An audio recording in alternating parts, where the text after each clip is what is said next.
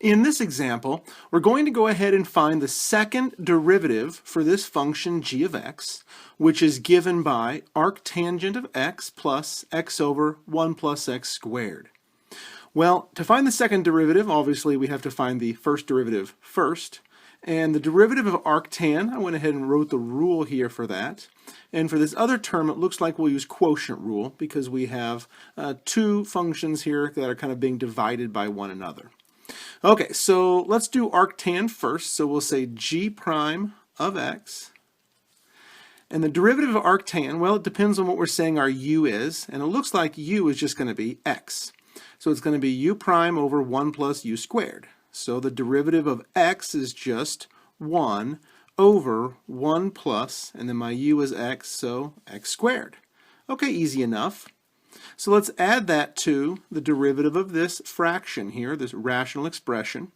So it's going to be low d high. So low is 1 plus x squared, and times the derivative of what's in the numerator, minus what's in the numerator, times the derivative of what's in the denominator, all over this denominator squared.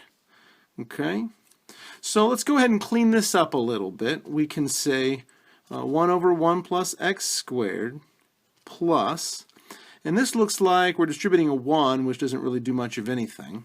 So it's 1 plus x squared minus 2x squared, all over 1 plus x squared squared.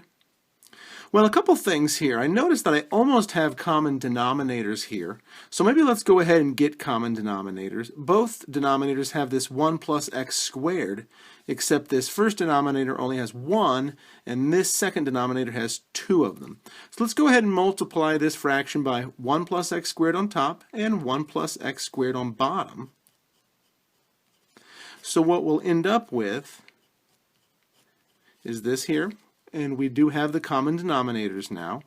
And then we have some like terms, so let's go ahead and say x squared minus 2x squared will be 1 minus x squared over this denominator, which is now a common denominator.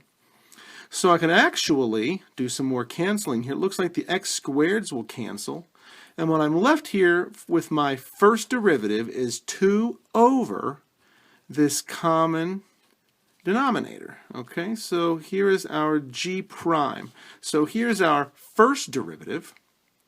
So we can go ahead and differentiate this now in order to get our second derivative. So let's move up here. We'll say g double prime of x equals, and it looks like we use the quotient rule again since we have this kind of rational expression here. So it's low d high. So the derivative of the high is actually going to be 0. So when we multiply that, it'll just cancel out to 0. So let's not worry about that.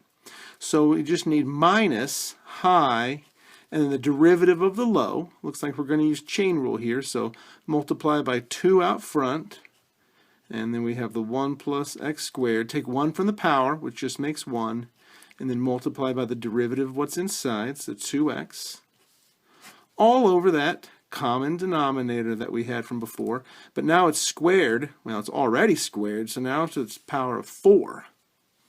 Okay, so let's just clean this up a little bit.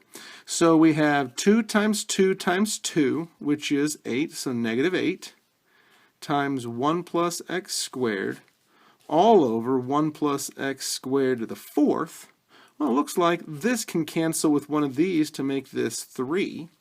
So all in all now, I can say my second derivative, or g double prime of x, is going to be negative 8 over 1 plus x squared cubed. So here now is the second derivative for this original function, g.